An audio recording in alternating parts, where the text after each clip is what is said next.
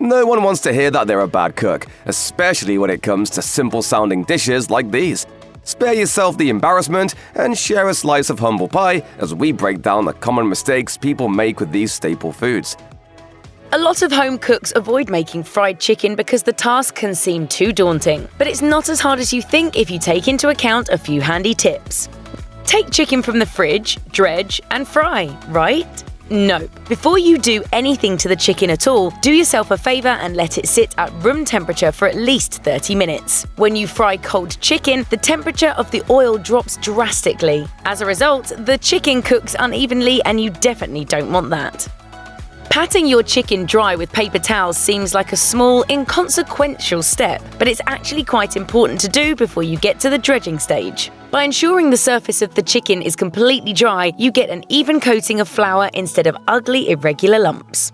Sure, the fried chicken emoji on your iPhone is a drumstick, but that doesn't mean you should only fry up drumsticks. You should make use of all the chicken parts. For large breast pieces, be sure to cut them into smaller chunks so they can cook evenly and at the same rate as the rest of the bird. If you don't want to end up with dry, tasteless chicken, use a well-seasoned brine. It's a surefire way to make any meat cook up tender and succulent. In addition to adding moisture, the brine injects salt into the meat, essentially breaking down the proteins and tenderizing it. Don't skip this crucial step.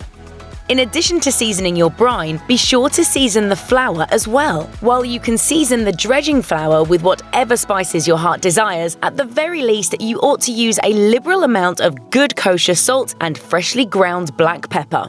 Fried chicken is best with a light coating of flour. You're going for that light, crispy, addictive crust. Using too much flour for dredging results in wet, soggy, greasy crust. Simply throw your seasoned flour into a large resealable plastic bag, add the chicken pieces, and shake gently. While you might think you need to lug out your biggest pot in order to fry the chicken in gallons of oil, you might be surprised that a big pot isn't necessary for small batch frying. Unless you're making enough fried chicken to service a large crowd, a skillet will do just fine. That way you can easily flip the pieces without scary oil splatters. You gotta keep on your toes. Toes, that is. Be sure to fry your chicken in refined oils with high smoking points. The smoking point simply refers to the temperature at which the oil starts to break down and emit unpleasant fumes. Sesame, peanut, and canola oils are all great for frying chicken. Extra virgin olive oil? Not so much. Invest in a cooking thermometer to make sure you're cooking fried chicken at the right temperature, which is between 300 and 325 degrees Fahrenheit. At this heat, the chicken gets a nice, crisp crust with no burning, and the inside is delightfully cooked through. One of the keys to even cooking is avoiding an overcrowded pan. Work in batches in order to leave plenty of space between chicken pieces. You want to have ample room for flipping the chicken to ensure it's an irresistible golden brown all over. Biting into hot fried chicken is tempting, but you're better served if you wait. You won't burn your mouth eating piping hot meat, plus the resting time gives the juices a chance to redistribute, rewarding you with super juicy chicken. While many of us instinctively drain fried foods on paper towels so they can absorb the excess oil, fried chicken should be drained on a wire cooling rack. Letting those crispy chicken pieces sit on a wad of paper is one surefire way to create steam, resulting in soggy crust syndrome. After all that hard work, no thank you. Banana bread is the epitome of comfort food. To be sure it comes out perfectly, there are a few tips that novices and experts alike need to keep in mind. Jake! What, is he coming? No, but there's more than muffins. There's banana bread too! What? First things first, banana bread, of course, requires bananas. After all, that's what gives your loaf its flavor and its lovely texture. But can you just grab any bananas from your kitchen counter fruit bowl and get to baking? Or even just grab a few at the store for your baking project? Absolutely not. Banana bread requires super ripe bananas. We're talking ripe enough that they're starting to get brown spots on the peel. You want no green on the peel, but you also don't want your bananas ripe enough that they're rotten. As a banana ripens, the starch in the fruit turns to sugar. Ultimately, they become sweeter the riper they are, which is why those brown spots are utilized to add great flavor to baked goods. Part of making banana bread is all about incorporating the sweet, ripe bananas flavor throughout. In order to achieve that, it's important to introduce the bananas in a way that can be easily incorporated, rather than having to break them down in the mixer with the rest of your ingredients. If you want to have banana bread with completely smooth bananas throughout and no chunks, mashing them in a separate bowl before introducing them to the mixture is the best way to go. Using the back of a fork will do the trick wonderfully, or you can opt to use a potato masher.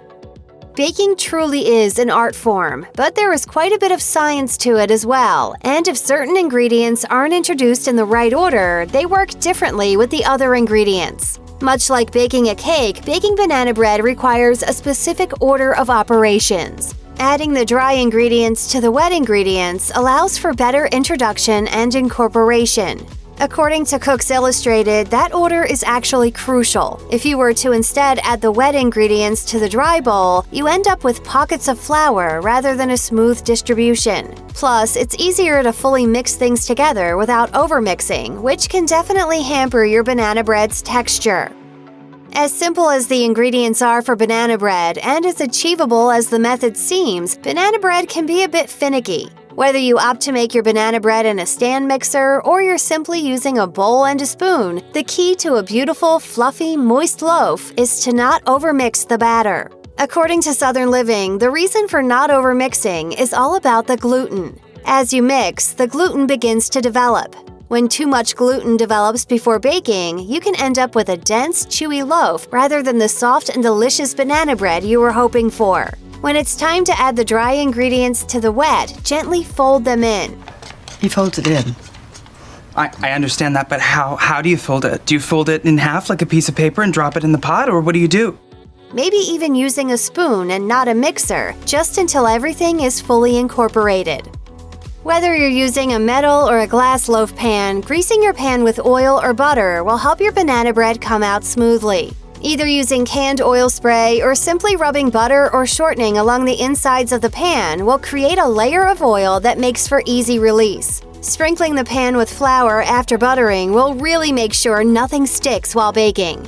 Opting for parchment paper is another possibility as well. According to Bon Appetit, that's the way to go, allowing for a smooth release by just lifting up the paper. Whichever way you choose is up to you, but definitely be sure to choose one. Digging your banana bread out of the loaf pan with a fork really isn't the best way to eat it.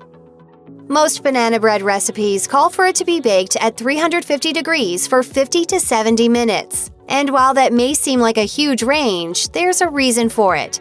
According to The Kitchen, your bake time will depend on your banana's sugar content and how moist they are. Often, if you make banana bread and cut into it only to find a gooey, underbaked center, that's the reason. It's thanks to those bananas not having enough time.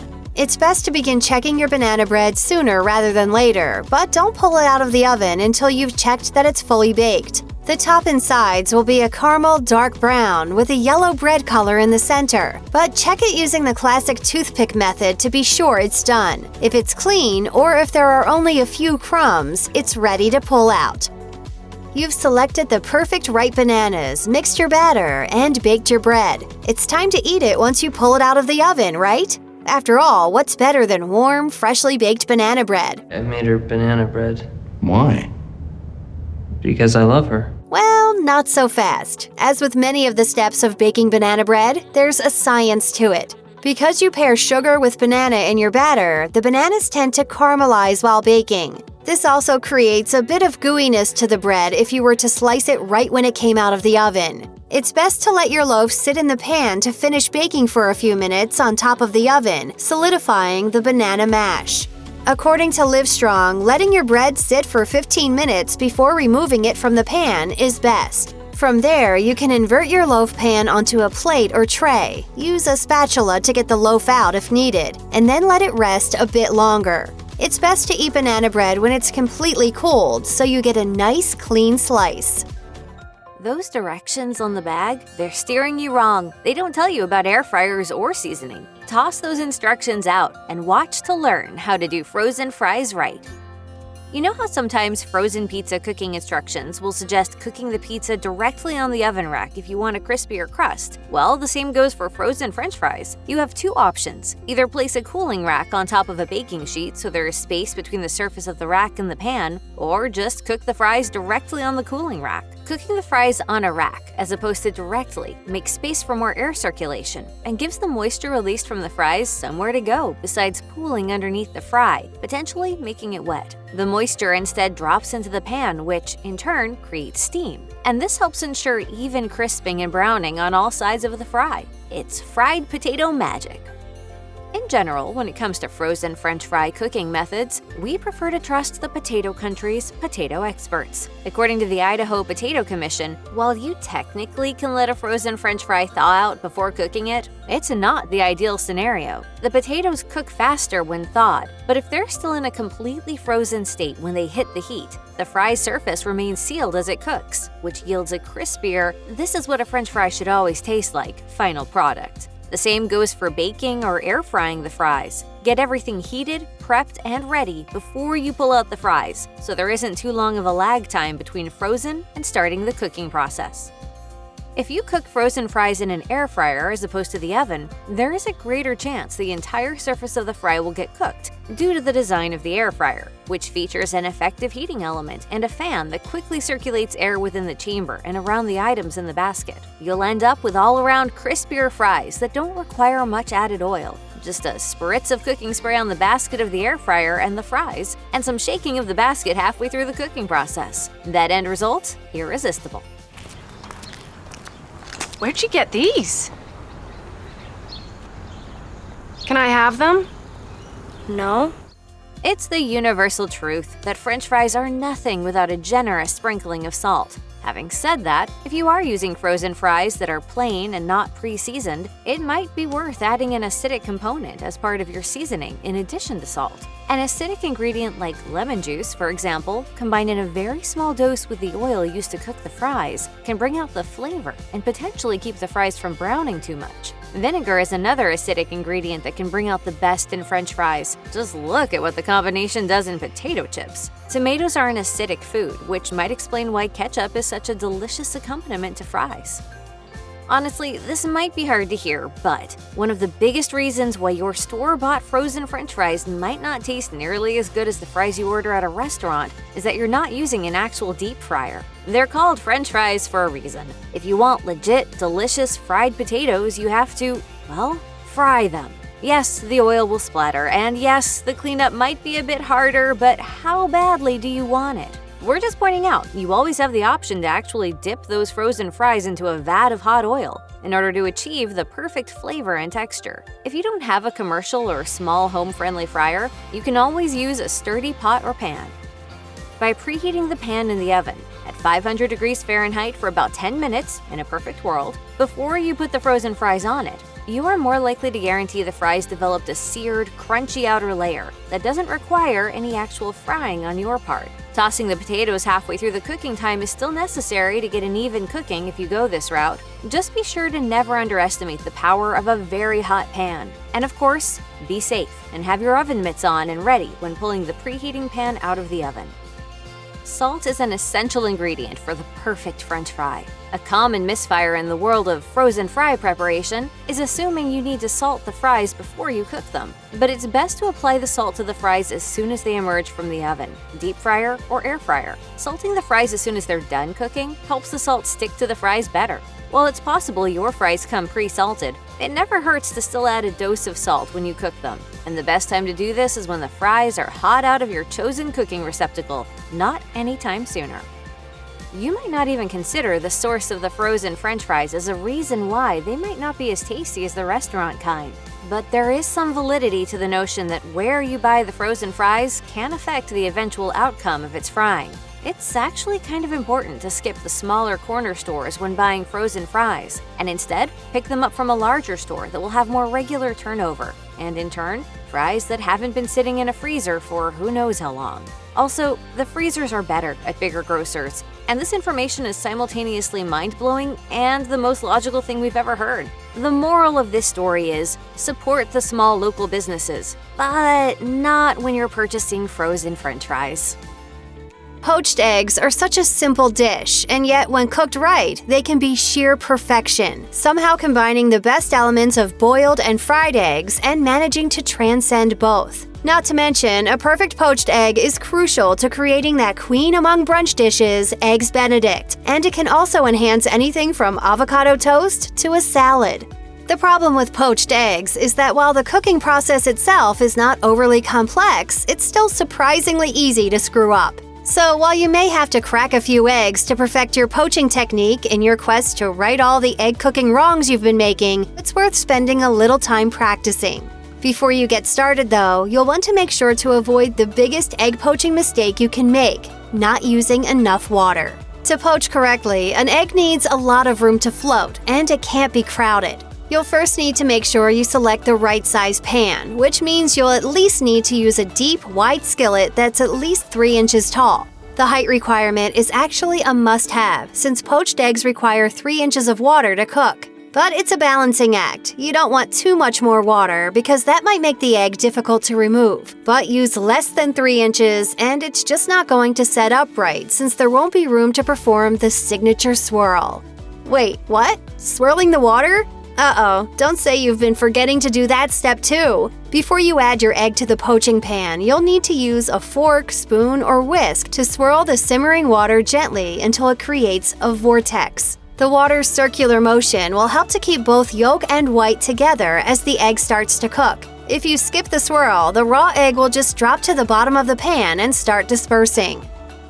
It's a beautiful moment and you've ruined it. You ruined it.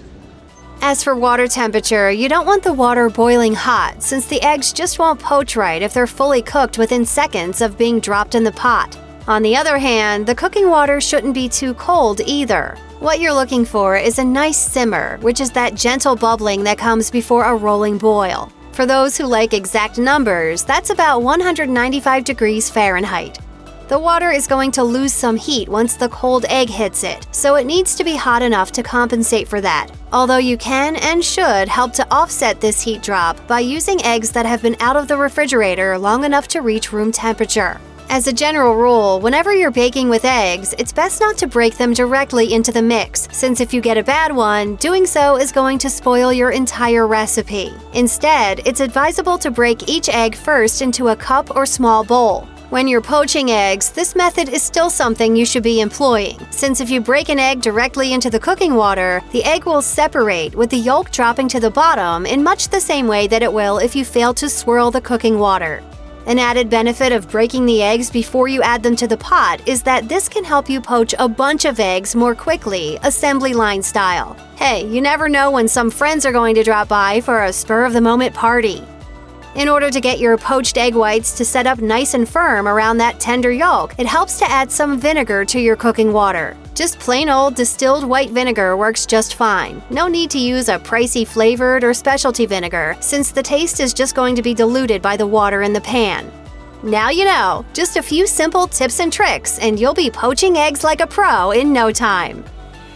It feels like it's never a bad idea to fire up the grill and cook up a heaping helping of corn on the cob, as long as you do it right, anyway. We've put together some of the top mistakes you could be making when grilling yours. Quite a few grilled corn on the cob recipes will advise you to soak or even parboil your corn on the cob before the vegetable hits the grate on your grill. Some say that this helps to keep your corn from burning or drying out too quickly. But is that true? Epicurious took on various corn on the cob grilling methods in its test kitchen and found that most of the time, soaking and boiling does little to help you achieve that perfect grilled ear of corn. When it came to soaking the ear of corn before grilling, the testers found that soaking an unhusked ear for even as long as 10 minutes didn't really do anything to help prevent burning or charring. So if you're grilling your corn unhusked and uncleaned, why bother? To achieve that smoky grilled flavor, you can just skip the soak, save your time, and plop those ears right on the grill grate. As for boiling, the testers tried both blanching ears of corn in a mixture of milk and water, as well as boiling the ears in plain, unadulterated water. The result? Corn that tasted like, well, boiled corn. Even after some time on the grill, that bland flavor profile remained. So put that stock pot away, at least at this point in the process. Instead, skip the soaking and pre-boiling and just grill your corn. It'll save you both time and disappointment. Many grilled corn on the cob recipes will tell you to completely shuck and clean your corn before grilling. Or you may encounter other tips that say to leave the husk completely on when you throw the cobs on the grill. But it turns out the best method may be somewhere in the middle. The Epicurious Test Kitchen found that removing all of the husk and silks led to overcharring and easy burning, making for some seriously nasty flavors. Meanwhile, leaving the husk and silks completely on led to a lackluster flavor, as that smoky grill goodness couldn't really reach the corn kernels. The best option for perfectly flavored grilled corn was to pull back the husks on each cob, remove all the silks, push the husk back in place, and then grill away. This allowed for just enough protection from the grill heat to keep the corn kernels themselves safe. At the same time, it allowed for enough exposure to imbue each kernel with that delicious grilled flavor profile. Take a couple of the husks off, some of the outside husks, and then you leave the rest on to protect it. Imagine this scene. You sit down to your dinner, grab a fresh grilled ear of corn, slather on some butter, and watch it melt down onto your plate. You take a bite, expecting some late summer or early autumn glory, but then you're immediately greeted by a mouthful of hair-like corn silk. You spend the rest of the meal picking the bits out of your teeth. Who wants that? If you intend to partially remove the husk before grilling, then you'll want to be extra careful when removing all of those corn silk fibers. The kitchen found that the easiest way to remove the silks is by cooking the corn with them on, either in boiling water or in the microwave, then removing them before eating. We don't want to eat that. If you're grilling your corn, though, this isn't exactly an option. So, go with the next best method by using some rubber gloves. Use a latex-free glove, the kind you can purchase in a pharmacy or big box store, to rub all up and down each ear of corn. The friction of the rubbery glove material will remove the silks with ease. Dinner plans can be tough to pull off. We're all busy people, so it can often seem pretty sensible to get some ingredients days in advance and store them in the fridge or freezer until you're ready to use them. Unfortunately, that's not what you want to do if you plan to grill some corn. Bon Appetit recommends that you enjoy your corn the same day that you bought it. Otherwise, you risk that corn decreasing in quality and sweetness the longer you allow it to sit in the cold, dry environment of your refrigerator. If you absolutely must store your corn for a few days before finally chowing down, be sure to keep the husks intact and store the corn in your fridge's produce drawer. To further protect those fresh kernels, Epicurious recommends plopping the ears into a tightly wrapped plastic bag. Whichever method you plan to use when grilling your corn, there's one area where you won't want to deviate from our advice: picking out the best, freshest corn possible. According to All Recipes, fresh corn is typically in season between May and September. What's more, you'd ideally be eating your corn within 8 hours of it coming from the field. Of course, in the real world, this isn't very realistic unless you happen to own or live next to a cornfield. So if you're shopping around your local grocery store for some corn on the cob, there are a few things to look for. Firstly, look for ears of corn that have a bit of oomph to them. That means they should feel a little weighty when you pick them up. The silks at the top should be fresh and green, not dry and yellow. The husks should feel tight, too. And while you may feel the temptation to pull back those husks to get a glimpse of the kernels, restrain yourself. Instead, squeeze the outside of the husk around the end of the corn to check for plumpness.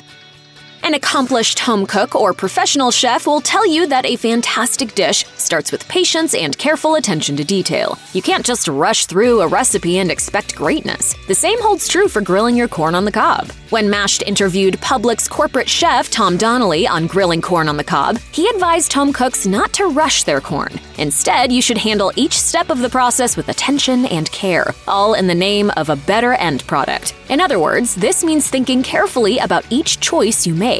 For instance, if you go with shucked corn straight on the grill grate, you'll have to cook your corn at a lower temperature to avoid burning, if you do indeed want to avoid a lot of char. If you go with corn cooked fully in the husk and its silks, you'll want to plan for properly removing that corn silk after the cooking process.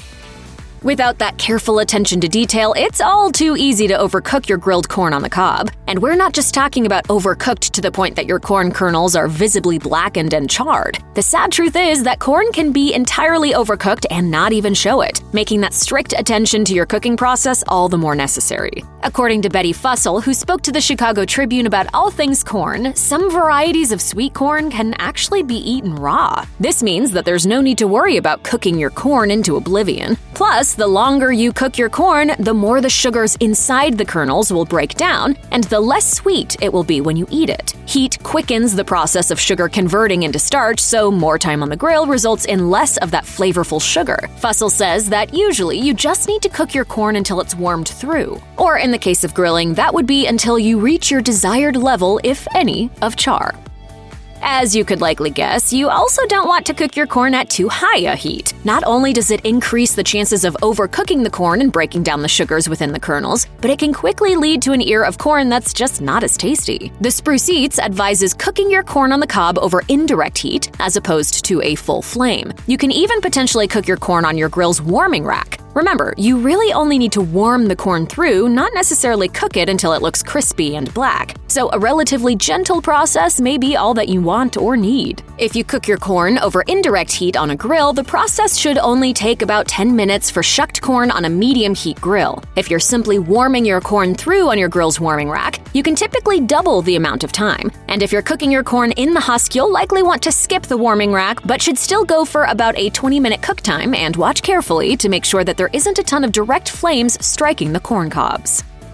If you don't leave your corn on the grill for very long in the interest of preserving the flavor, how is it going to get all smoky and delicious? Isn't that the whole point of grilling corn on the cob? Good question. If you're willing to sacrifice some of your corn's sweetness, you can go ahead and leave it on the grill longer, allowing more smoke to infuse itself into the kernels. However, there's another way. If you want the best of both worlds, you can cheat your way to smokiness with a spice rub. To achieve that trick, Cooking Light recommends using a mixture of salt, chili powder, paprika, cumin, and pepper. Blend those spices with some butter and slather it on each ear of corn before they hit the grill. Those spices will help you achieve a smoked flavor profile. You can either add the butter mixture to your half-shucked corn before folding the husks back, sealing the butter inside, or you can cook the butter-coated corn straight on your grill grate. You can also wrap the buttered-up corn in aluminum foil if you want to keep them totally free of the flames. Sure, we know that this is all about the biggest mistakes to avoid when cooking your corn on the cob on the grill, but one of the mistakes you could be making is simply sticking to the grill for the rest of your corn cooking life. For instance, if you love the smoky flavor of grilled corn on the cob, why not try smoking your corn too? According to the Washington Post, when it's compared to grilled corn, smoked corn has a more multi-dimensional flavor. It also tends to hit the plate with plumper, juicier kernels. Because the smoking adds flavor, as does the caramelization that occurs during cooking, there's no need to further season your corn on the cob either. A little butter or olive oil and perhaps a few pinches of salt or pepper added at the table is all you need. You can smoke your corn using either a smoker or a grill outfitted with a smoker box and some hardwood chips.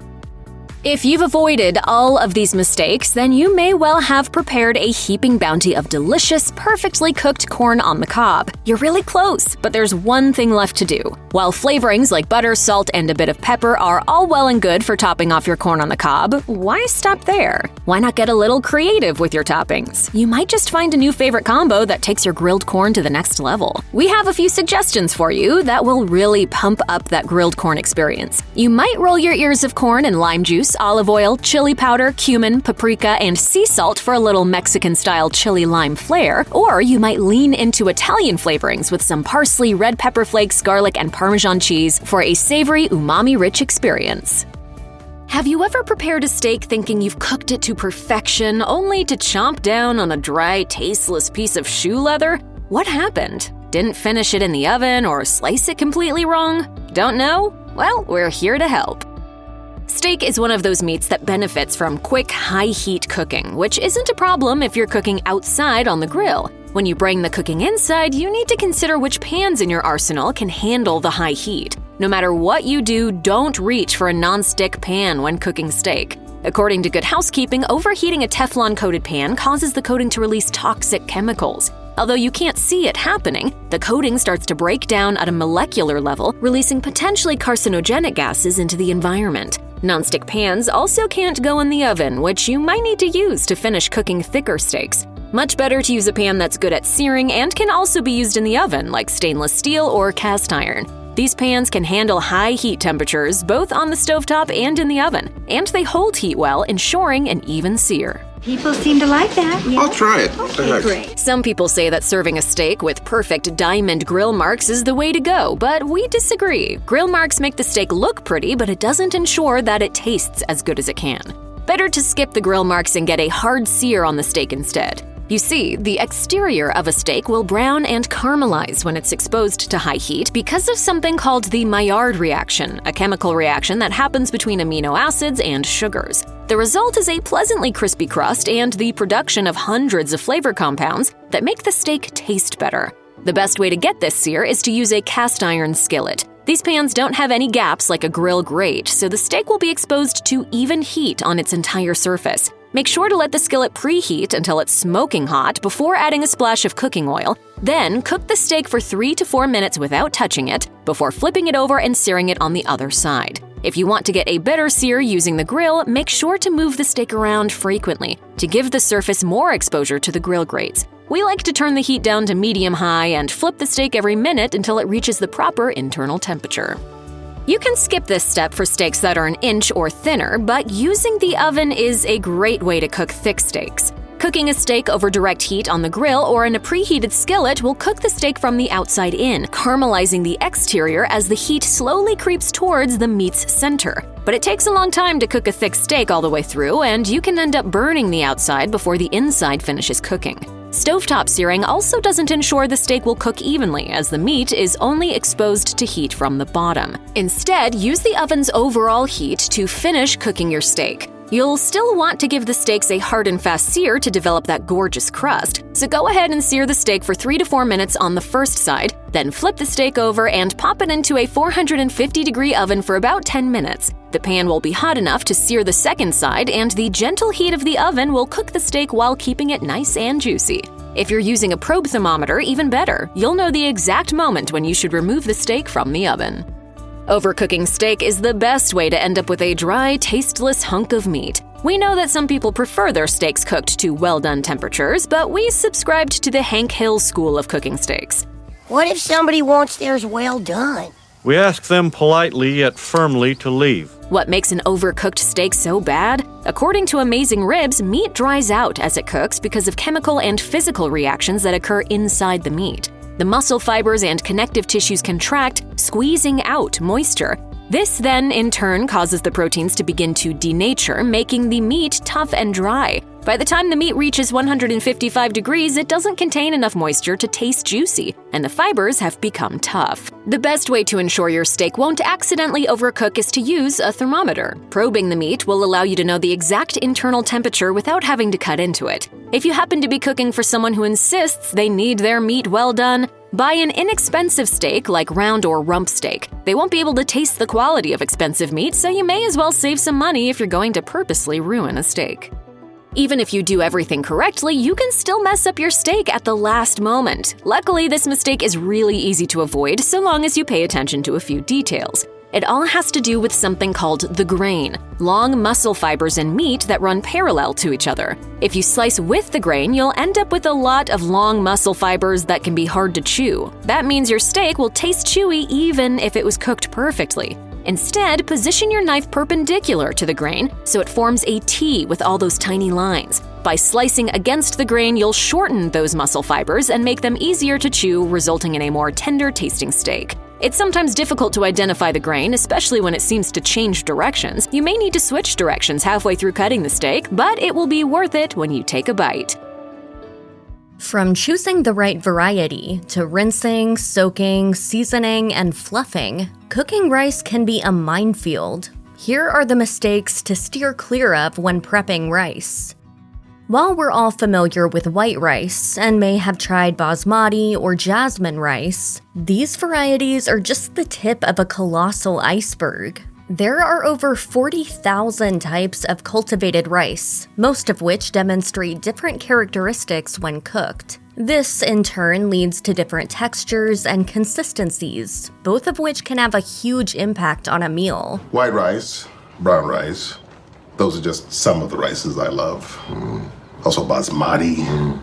Rice is usually classified in two categories, long grain indica and medium or short grain japonica. While there are plenty of options within these two broad categories, two stand out as the most popular and versatile. One of the most common types is white rice, which has had its husk, bran, and germ removed, resulting in a fluffy, mild grain. Another prevalent grain type is brown rice, which retains its germ and bran, making it chewier than its white counterpart. Some other commonly served rice types include basmati, a long grain rice aged 12 months to develop a pleasant nutty flavor. Arborio, on the other hand, is typically used to make risottos. This short grain rice contains a fair bit of starch, which gives it a glutinous, creamy texture. Other popular rice types include Chinese black rice, Thai jasmine rice, Japanese sushi rice, and wild rice, native to the Great Lakes area of the US.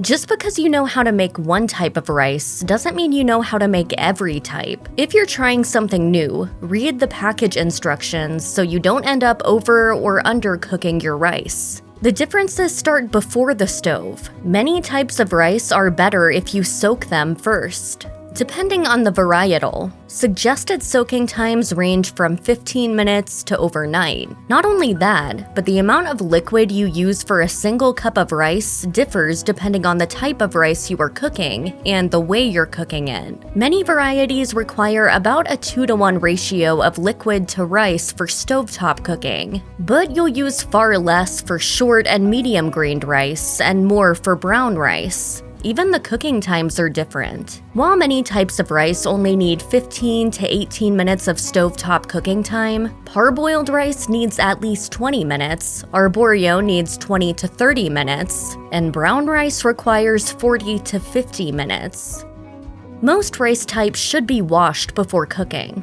After all, none of us want to consume dust, debris, and bugs with our dinner. Rinsing is particularly important for imported rice since it may have been processed with talc, a byproduct of the milling process. This generally doesn't happen with domestic rice, but rinse anyway. Rinsing generally makes the rice less sticky by removing the starch that accumulates on the surface of each kernel. So you might want to reduce the rinsing for sushi rice or arborio rice meant for risotto, as both require a bit of stickiness. In addition, rice produced in the US is sometimes enriched with vitamins and nutrients and shouldn't be pre-washed. Rinsing rice is as straightforward as popping it in a saucepan, filling the pot with water, and gently swirling the grains around with your hand. When the water draining from the grains is more or less clear, you're good to go. To make the job even easier, grab a fine mesh strainer and rinse the rice under running water.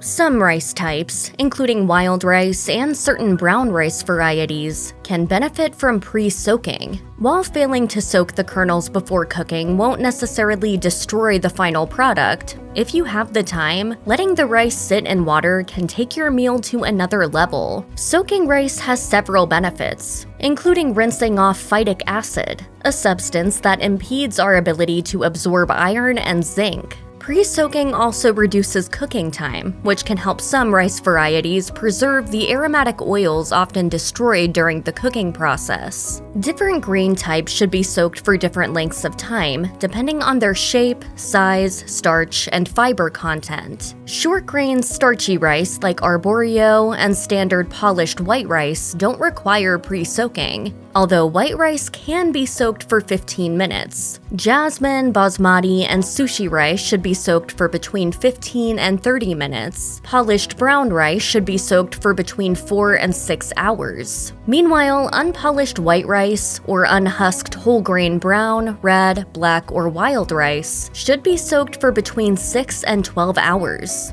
Last but not least, Thai-style sticky rice is best soaked overnight. Cooking rice in the wrong pot can produce unevenly cooked or burnt grains. Obviously, it's important to choose a pot that's the right size for the amount of rice you're cooking. As a rule of thumb, a 2-quart pot is sufficient for cooking up to 2 cups of dry rice. The pot's material is also important, with stainless steel and aluminum saucepans topping the list of preferred options. This is because both materials offer great heat distribution, reducing the likelihood of the rice or other foods sticking to the bottom. As an added bonus, they can withstand high temperatures and are easy to clean. If possible, select a pot with a thick base to avoid hot spots, and be sure to choose a pot with a tightly fitting lid that can keep the steam inside. I heard you don't have to rinse rice before you put it in the rice cooker. Convenient and time efficient, rice cookers deliver consistent results that can be difficult to achieve when preparing rice on a stovetop. Equipped with user-friendly interfaces and automatic cooking processes, these handy gadgets take the guesswork out of perfectly cooked rice. All you have to do is fill the appliance with the right amount of rice and water, close the lid, and press the on button. Once the rice is done, most rice cookers automatically switch to a keep warm function to ensure that the grain stays at the optimal serving temperature. This leaves you free to prep the rest of your meal without worrying about your rice getting cold. In addition, rice cookers are also very easy to clean. Simply place the inner pot and any detachable parts in the dishwasher and wipe the exterior of the appliance with a damp cloth. Whether cooking rice on the stovetop or in a rice cooker, the correct ratio of liquid to rice can mean the difference between perfection and disaster. The easiest, if somewhat imprecise way to measure the ratio of rice to water when using a rice cooker involves the fingertip measuring method. Simply pop the rice in the cooker, rest your middle finger on top of the rice, and add water until it's level with the first joint of your digit. Rice can be quite temperamental. You need to get the ratio between rice and water perfectly. Those not as inclined to throw caution to the wind can pull out their measuring cups and consult your rice cooker manual before proceeding. Nevertheless, as a general rule, add 1.5 cups of liquid for each cup of basmati, jasmine, short or medium grain white rice. The rice-to-water ratio is slightly different if you use the stovetop method. For medium grain white rice, add 1.5 cups of liquid for each cup of dry rice. If cooking pre-rinsed rice, decrease the liquid by 2 tablespoons per cup. For a cup of sushi rice, use 1 cup of liquid. For a cup of jasmine rice, use 1.5 cups of liquid. And for basmati rice, use 1 3/4 cups of liquid. While rice cookers automatically cook rice at the right temperature, preparing rice on a stovetop requires a little more finesse. After all, the last thing you want is rice that's uncooked on top and burned at the bottom. For uniformly cooked rice, add the kernels to boiling water, give them a stir, cover them with a lid, and turn the heat to low. Let the rice gently simmer until it reaches the desired consistency. Sounds easy, but there's a trick. Every stove is different, and electric stoves pose a unique challenge since they aren't as fast to respond to temperature adjustments as their gas counterparts. So to prevent burning your rice, heat a second burner to a low simmer. Once the water in the saucepan on high heat boils, simply transfer it to the burner with lower heat.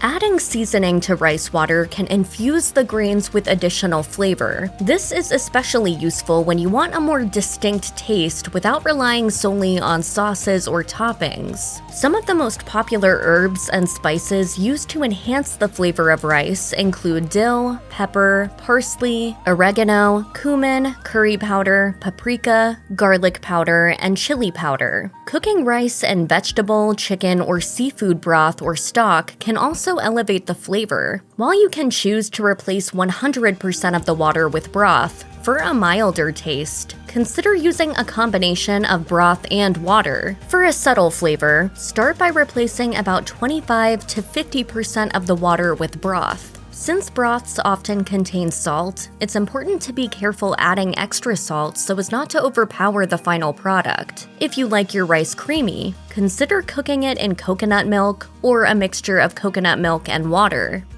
While taking a peek at your rice while it's cooking can be very tempting, it's not advised. Steam escapes the pot each time you lift the lid. This can result in uneven cooking. To prove the point, Dixon Data removed the lid while cooking rice 3 times for 10 seconds each. In contrast to a pot of rice that had been covered with a lid throughout the cooking process, the periodically uncovered rice was dry at the bottom and wet on top. How is it raw and mushy at the same time? To make things easier, invest in cookware with a glass lid that lets you see what's happening inside the pot without risking your dinner. If lifting the lid while the rice cooks is undesirable, stirring it in the pot as it simmers is a definite no-no, unless you're making risotto. This being said, rice should be stirred when you first drop it in the pot of boiling water, to ensure that the individual grains don't clump together later. On the other hand, stirring rice during the cooking process increases the chance that it'll release starch into the water and clump together. In addition, agitating rice while it cooks can break up the grains, turning them into an unappetizing glutinous mush. While cooking rice on the stovetop takes about 17 minutes, letting the grains rest in the pot for about 10 minutes will give it time to absorb any remaining water and swell. While some cooking professionals say it's important to keep the lid on the saucepan during this process to keep the steam trapped inside the pot, others advise against the practice. Once the rice is well rested, it's essential to fluff it before serving. There are several reasons for this. Since rice contains starch, despite one's best efforts, it's still likely to clump together during the cooking process. Fluffing the rice with a fork or a rice paddle helps to separate individual rice kernels. It also aerates the rice and releases any residual steam that could potentially overcook it right in the pot or even on your plate. And it's imperative to fluff rice with either a fork or a rice paddle rather than a spoon. This is because the prongs of a fork or the flat surface of a rice paddle allow you to gently break apart any clumps of rice without crushing the delicate grains. This, in turn, ensures that the rice maintains its distinct texture and doesn't become mushy or gooey. For best results, limit the fluffing process to around a minute.